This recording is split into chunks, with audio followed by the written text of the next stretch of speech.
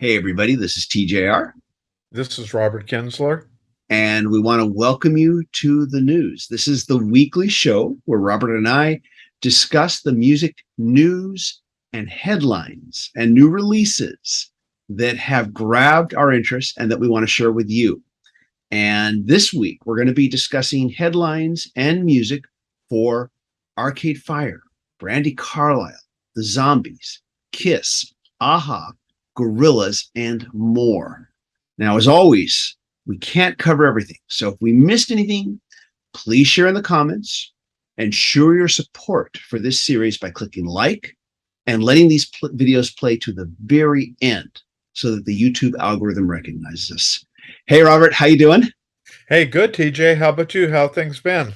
Doing the very best I can. Of course, here in the United States, hopefully most of us have a 3-day weekend. We've got a lot of news to cover. There never seems to be a shortage of new Boy, I'll music tell releases. you, I don't think we're ever going to, we never go into planning an episode saying, hey, I wonder what we're going to talk about. Yeah, That always takes care of itself. it does. It does. So today we have to kind of, I know we like to talk about more the fun stuff. What new music is coming out? What Right. new music we've heard that we're excited by? And we're going to talk about that today. But first, we have to talk about a much more serious story, which I'm going to let you start off with here. And involving Arcade Fire. I'm sure a lot of people have already heard the news about this, but we are going to discuss this. And Robert, please just go ahead.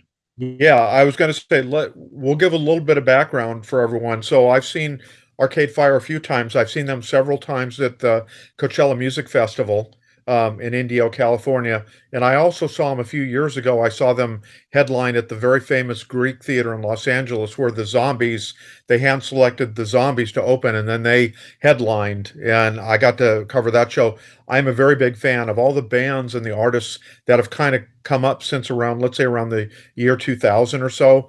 I put Arcade Fire in my top five as far as newer artists that really have grabbed my attention, and I very much appreciate their body of work.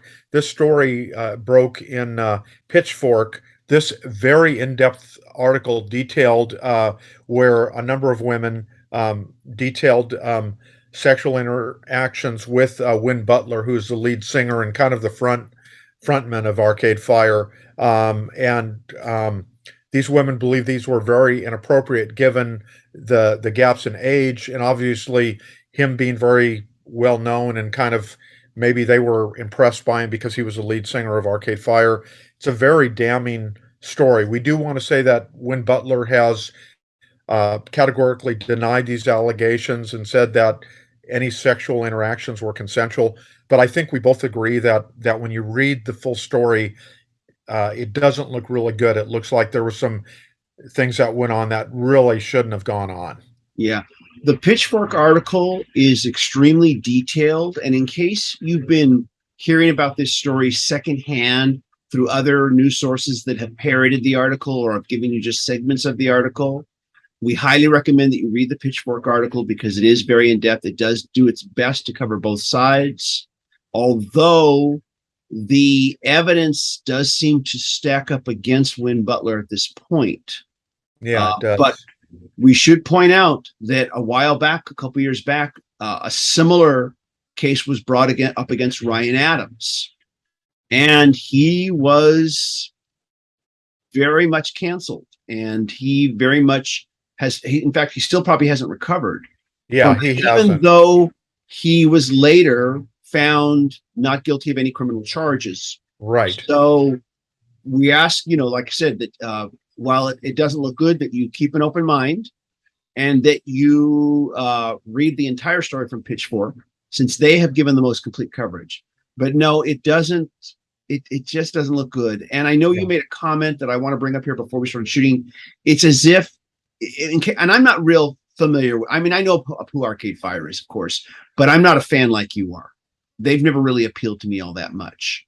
But it is kind of like if Bono of The Edge, was hit with these allegations, Right. and there I was a think that, lot yeah, of, we talk, I think that's very comparable. Or somebody, Arcade Fire has this very long time reputation as being progressive, kind of supporting these really good causes.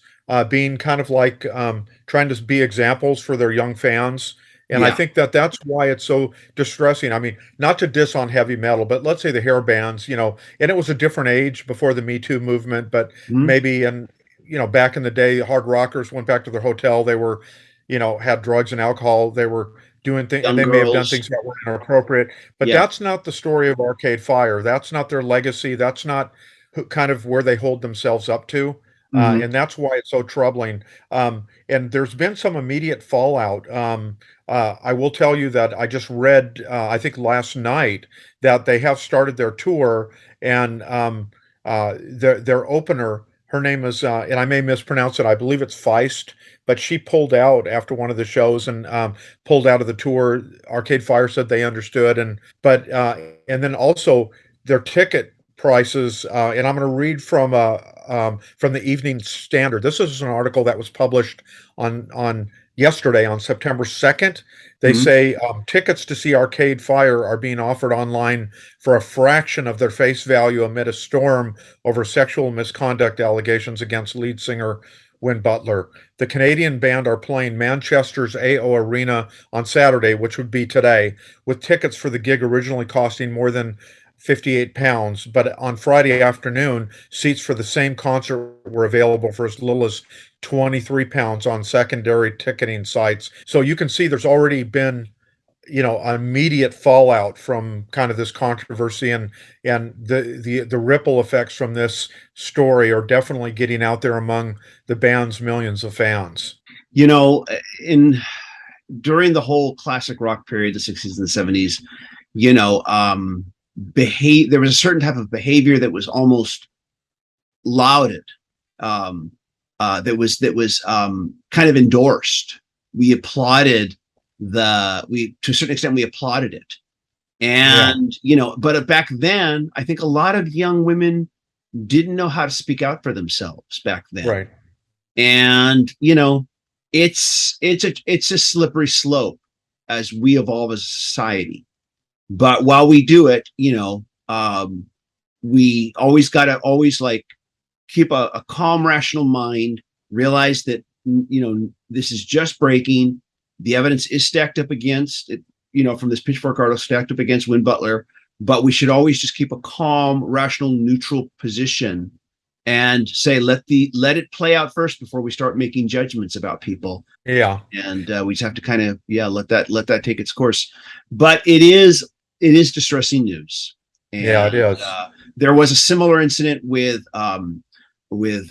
Joss Whedon, who was not in music, but he was known for creating shows like Buffy the Vampire Slayer, Firefly, two shows Firefly. that have been a big fan of and have really liked. Me too. Like what we both are. We're tremendously a big fan of his work as a director and a writer. And he was very well known for being very progressive. He's considered himself an outspoken feminist, but there's just been too much evidence brought against him at this Yeah. point. It hasn't gone to court or anything, but it's sad, It's but I know really people sad. are I think flawed. it devastates, TJ, I think it really, obviously the victims are the ones that our hearts go out to, and we Mhm. hope the best for them. But I Yeah, think the fans also, you get so connected to the work, whether it's a film or whether it's yeah, a band in their discography and stuff. You get so connected that I think it's really troubling. yeah.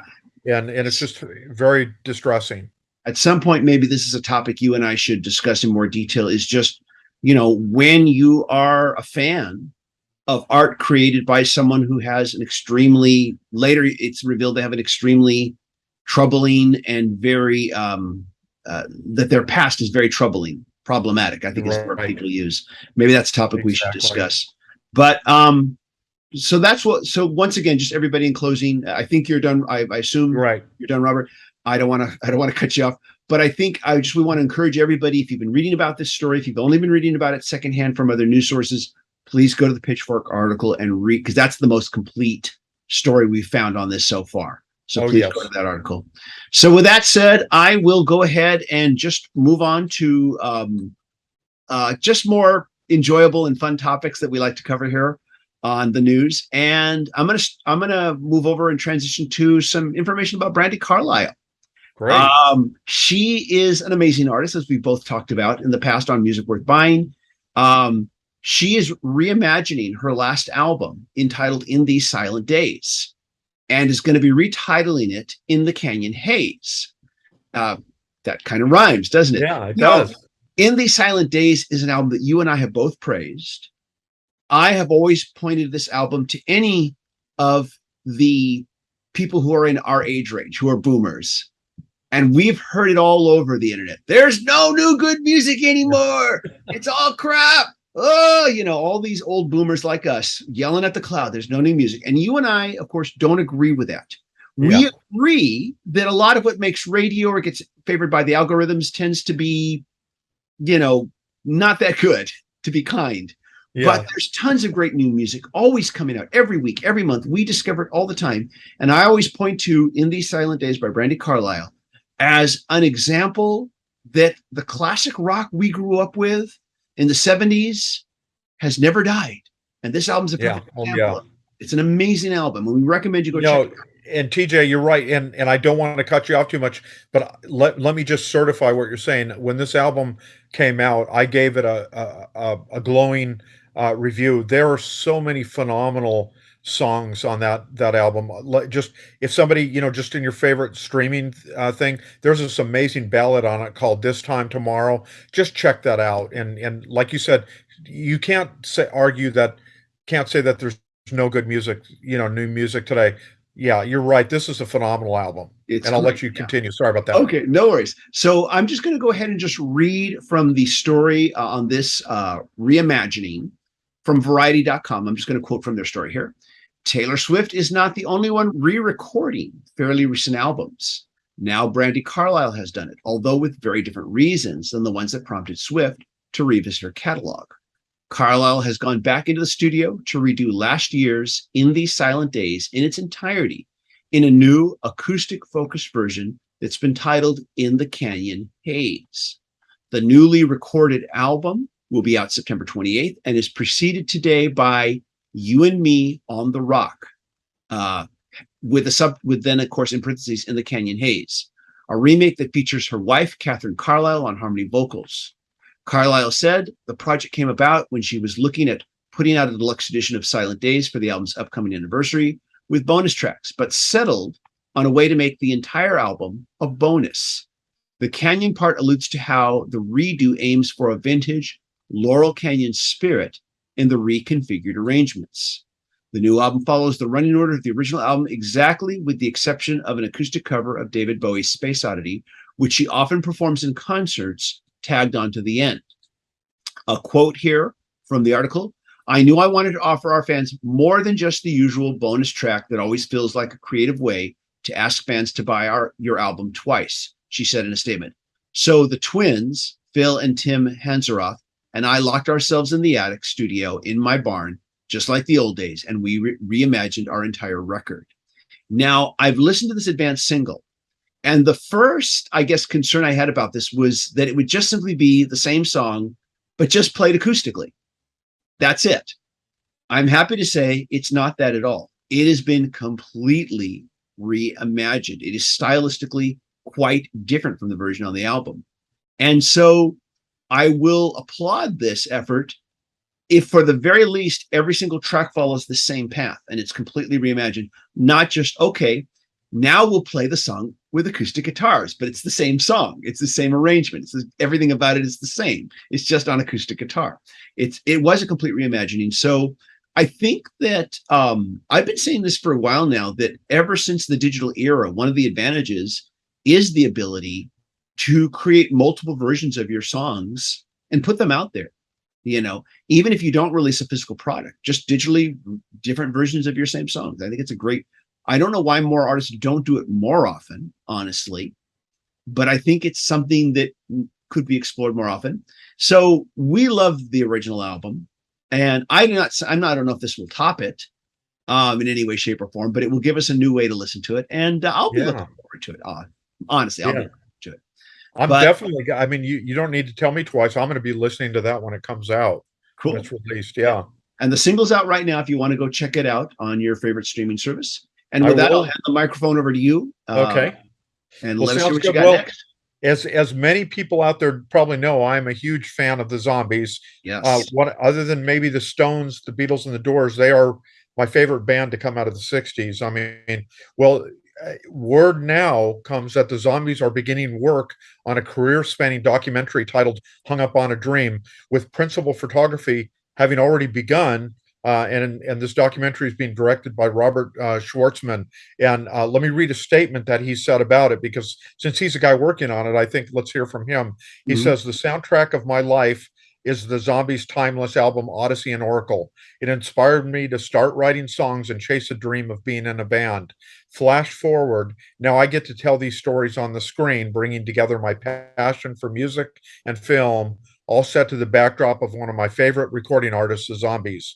Their story has to be told. The music is too good to not give fans and audiences a better perspective of their career to this point. I can't express how happy I am to be on this journey with them."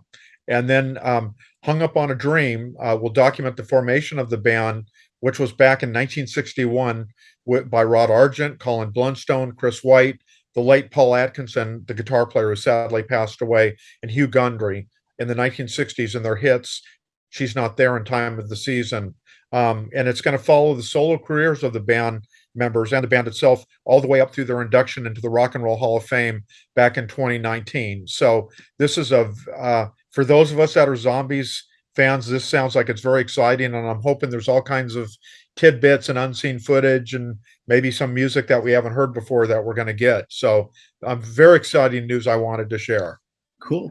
I think anything that gets people to at least listen to the Odyssey and the Oracle if they've never heard it before is okay by me. And hopefully a documentary film like this will cross over beyond just their fans, and that maybe more on the fence fans will listen to watch it. I'll certainly want to give it a watch. I'm not the huge fan you are, but I love Odyssey and the Oracle. And Yeah. I think it's one of those lost classics. I've Yeah. also liked some of the recent stuff that you brought to my attention as well, and I Yeah. consider it to be just as good. And Yeah. it's a band still able to, when they're in the studio and create new recordings, they're still able to fire on all cylinders Oh, and yeah. create good new music. So cool Yeah. beans. And it's And pretty amazing, TJ, that when you think about it, because the band has been around like probably three times as long as they were during their original run in the 1960s, like from 61 to 68 or something, because they basically broke up when Time of the Season came out and became a big hit. They had already broken up because they didn't think yeah, anyone was interested in Odyssey. I mean, and theirs has been this amazing story where through people like Paul Weller and Bell and Sebastian and these other artists have reintroduced their music. And then the Zombies just being out of we mentioned earlier, Arcade Fire picked them to open for them at the Greek. So they've had this incredible second career in our time, and it's great to see so many young people at their shows too. It really makes me feel great when I see somebody old enough to be, my son or my daughter at their shows really cheering them on, and that's very cool. cool. Cool. So I'm going to take over from here now, and I'm going to talk about my next topic, which is everybody's favorite band or their favorite band to hate. And I'm talking about Kiss. Yes. Last year, Kiss released a 40th anniversary, huge, super deluxe box set of what is arguably their most famous album, which was Destroyer, which I picked up. Loved everything on that. It was a great box set. They're following up this year, surprisingly, not with an album that I would have thought they would have followed up with, which would have been from that same time period, like maybe Love Gun or Rock and Roll Over. Instead, they're following up with a 40th anniversary box set of Creatures of the Night. And I'm going to read from the article on Ultimate Classic Rock because they just sum it up really well. Kiss will release a 5 CD box set of their career-saving Creatures of the Night on November 18th. The 1982 album found Kiss returning to their hard rock roots after alienating their fan base with a series of records that flirted with pop, disco, and progressive rock. Although it wasn't an immediate commercial success, Creatures marked a creative turning point for the band and over time came to be regarded as a career highlight. And I'll pause the story here and just say Creatures of the Night was the album they should have released probably about 2 to 3 albums prior. Even though I like The Elder, they should have released that after the very disco pop influence Unmasked. They should have tried to get their fan base back. In fact, they should have done it before that. But unfortunately, it was a little too much. It was a little too late by that time. But I thought it was a great album. I've always really liked Creatures of the Night. It was the last album to feature them with makeup on. The cover actually featured Ace Frehley, even though he didn't actually play on the album. It was Vinnie Vincent. Let me go back to the article here. The box includes 75 previously unreleased demos, instrumentals, and live tracks, as well as a bounty of stickers, photos, backstage passes, and other replica souvenirs. And now, if I can get a drum roll here from our band leader, and maybe a little bit of background music here, I am actually going to read off what is contained on this set. Disc 1, a new remastering of the original album. CDs 2 and 3 features 34 demos, rarities, and outtakes. CDs 4 and 5 highlight 26 incredible soundboard live recordings from the Creatures' 82 to 83 tour and 7 super rare tour sound effects. I have no idea what that means. All recorded and archived by the Creatures tour sound engineer Harry, if I say it right, Witz.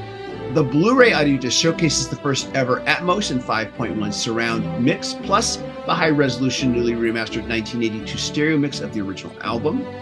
An 80-page hardcover book with extensive liner notes by Ken Sharp, a monstrous amount of unreleased photos and imagery.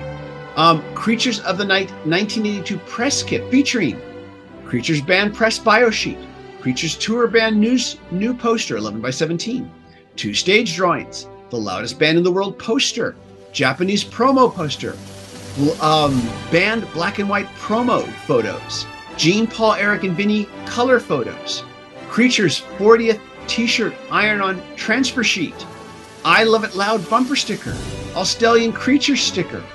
I don't think I can even say this. Marcana Studio, Rio de Janeiro, June 18th, 1983 replica ticket. Creatures Tour, Detroit, VIP cloth sticky backstage pass. 4 Killers era trading cards. Creatures 1982 replica tour program. Gene, Paul, Eric, and Vinny Chris Holman illustrations 9x12 each. Gotham Rock City News Volume 2 newspaper track-by-track interviews with Gene, Paul, Eric, Vinny, Michael James Jackson, who produced, Brian Adams, Jimmy Valance, Adam Mitchell, and Mike Japp, who were all involved in the songwriting. 5 glow-in-the-dark guitar picks, iron-on patch, 4 buttons, 2 turtle doves, 3 French hens, and a Partridge Family's greatest hits album. I'm just kidding on that last part. Where's the kitchen sink, TJ? Yeah, but and I tell you, I'd like to, and now that I've said all this, you probably think I'm real excited to get this. But unfortunately for me, the price tag on this one is too high. And unless I can get it cheaper on the aftermarket after it's released, or if an online retailer greatly lowers the price, which I'm not expecting before the release date, I'm going to pass on this one, unfortunately. I'm probably going to go for the vinyl LP release, which is going to be a new half-speed mastering of the album. That's what I'm going to go for. Also, unfortunately, I have to say that the one advanced single that's been released so far has not impressed me. It doesn't bode well. It's a release of a song called Betrayal that was demoed during the Creatures sessions. It didn't see the light of day in a final form until 1989's Hot in the Shade. The demo has Paul Stanley doing the vocals. The final release version had Gene Simmons doing the lead vocals. I know it's just a demo. It's just an artifact of the recording sessions, but I found it to be underwhelming. And normally speaking, if you're going to release some of these advanced, lost tracks, demos, bonuses, whatever, you've got to release something good to get people excited. And to me, it's kind of like when your trailer is not very exciting, it doesn't bode well for the movie. When your advanced single is kind of underwhelming, it doesn't bode well for the rest of the bonus material. You're right.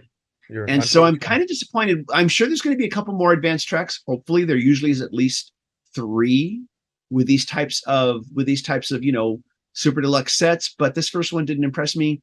So at this point, given the price point of it, while I'd love to get all those Gugas and I would love to listen to all of it, at this point, I'm more inclined just to pick up the vinyl LP half-speed mastering instead. Sorry to end that one on a little bit of a sour note after all that buildup, but I got to hand it to him for packing it with a bunch of stuff.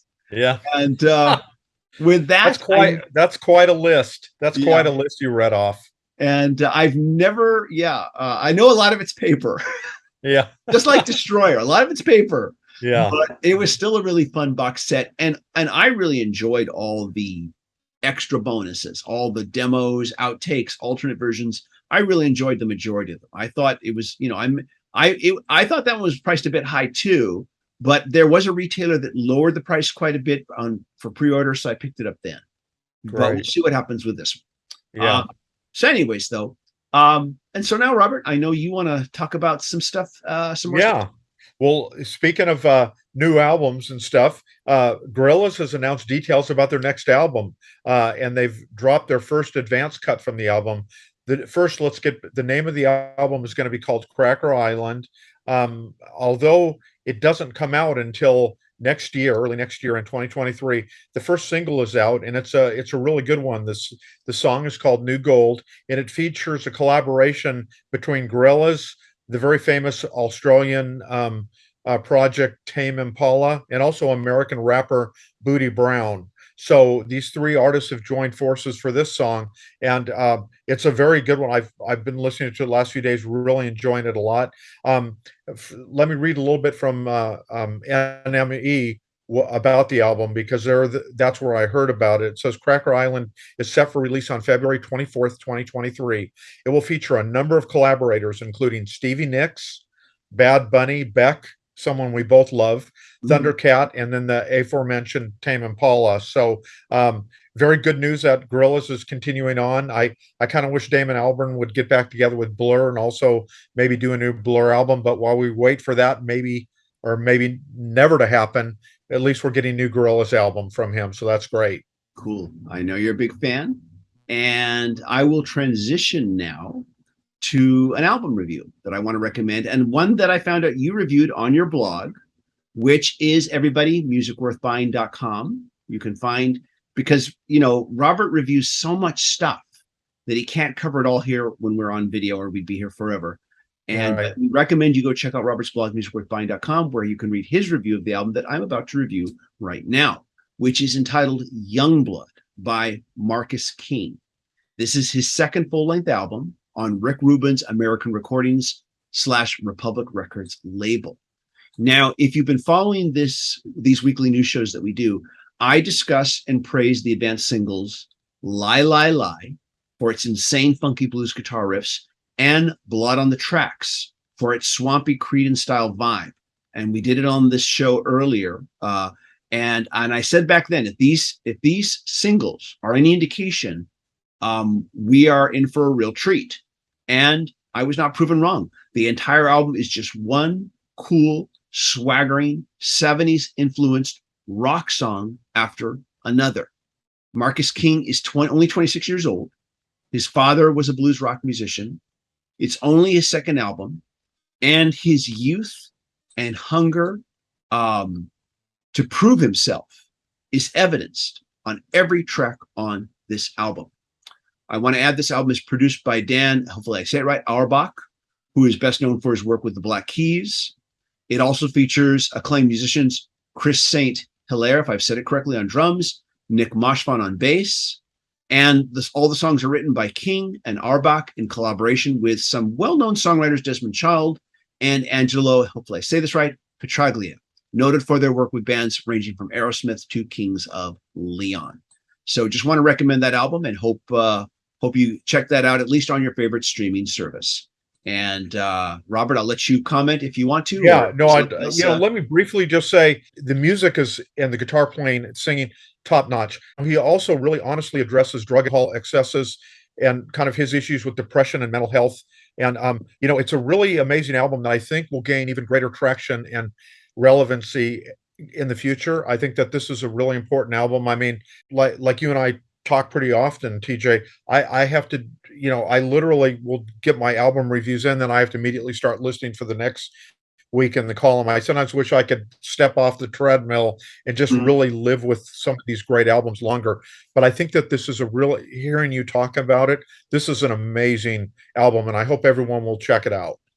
Thank you for backing me up on that one. I appreciate it. And so, one more news story, which I know you want to deliver. So please go right ahead. Yeah, and this is a little bit jumbled here, and I'll apologize ahead of time because it Aha, the famous Norwegian trio, has announced the release of their next album, which is going to be the band's 11th album, and it's titled True North.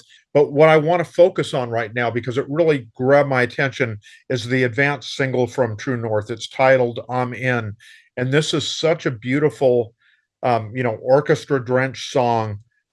It has kind of that otherworldly beauty, like some of Sigur Ros's material and maybe some of Elbow's material. Just an amazing song. I would encourage everyone just go to YouTube or your favorite streaming service, and especially listen to it and watch the new music video, which I guess ties in with the film that's coming out.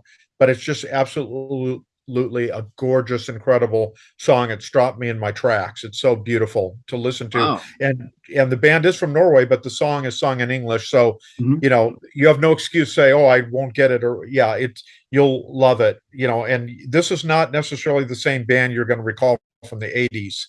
Doing Take This On is Me. Yeah.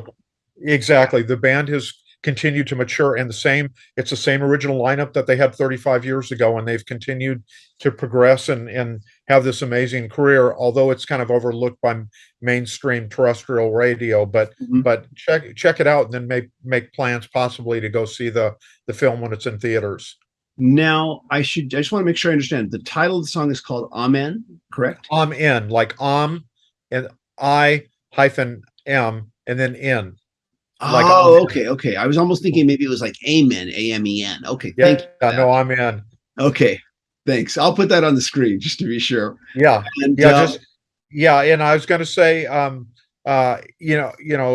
they described the album as a letter from Aha, from the Arctic Circle, a poem from the far north of Norway. So okay, they do have a unique sound. It may have a lot to do with where they are from, kind of like Sigur Rós, who we've talked about being from Iceland. But I think that they're a real special group, and maybe they'll get, like we talked earlier about the Zombies. Maybe Aha is one of those groups that I think they'll gain more. Maybe they'll gain a greater appreciation among fans and the wider music public here in America, maybe with this film and this yeah. album. This film you're talking about is also called True North, just like the album title. Exactly, exactly. They say the film is an accompaniment to their new studio album. True North will be released in select cinemas worldwide on Thursday, September 15th, 2022, with the album following on Friday, October 21st. The film, I think there's even you can see, like I said, the music video, I think, kind of will give you a little bit of a preview of the film itself. It's very cinematic and very breathtaking. As great as the song is, I think the video really supports kind of the Mhm. mood of that film. And I guess the film's going to be a combination of them and maybe possibly with actors as well. So I don't really know a lot of details about the film. I just heard the single a few days ago, and then I was very excited, and then I rapidly went back online and tried to learn a little more leading up to our episode today. So this album and this film go hand in hand. They're a conceptual piece that you put together, correct? Right. That's Okay. what I'm Or at gathering least what it from sounds like at this point. yeah, Okay, from the cool. publicity materials I've seen. It sounds like it's almost like kind of like when music videos came up, obviously they would release a single, they would do a music video to it. I think that this is a little bit more substantial in terms of it's really trying to maybe capture the band and capture this moment in their history, like where they recorded the album, which was apparently recorded in the far north of Norway. Wow. Okay. Not unlike the recent four album series by the Tadeshi Trucks Band entitled I Am the Moon. Four albums and four films, four album length films, which are available on YouTube. Which the fourth album just got released the other week. I haven't had a chance to mention that, but a similar kind of in-depth conceptual piece of work. So good to hear more artists are doing that sort of thing and challenging themselves. Yeah, And and I think yeah, like you're saying, TJ, I think that maybe that with so much out there and so much content, whether it's on the streaming services or on YouTube or whatnot, I think that this is a way that some of the groups that are have these amazing musical legacies, they can kind of push themselves forward and maybe reach people and fans that they may have not otherwise been able to connect with. Yeah, yeah. Certainly is newsworthy. And with that, we'll close this week's segment. If there's any story that we missed that you felt we should have talked about, please bring it up in the comments so we can all know about it. And thank you so much for making it to the end of the video. Again, if you like these videos, be sure to hit like, hit subscribe, and hit the bell notification icon so you never miss a video. And now I want to say thank you to the patron supporters who are helping us make more videos. Patron supporters do receive exclusive weekly videos not available here on the channel, and they get their name in the credits as you're seeing. And if you'd like to be a patron supporter, go to patreon.com/TJR the original. Robert, thanks for hanging out. Yeah, great to see you, TJ. Good discussing all this stuff. And we'll see you next week in the next video with more music news. And till then, next time, see ya. Bye. Bye, everybody.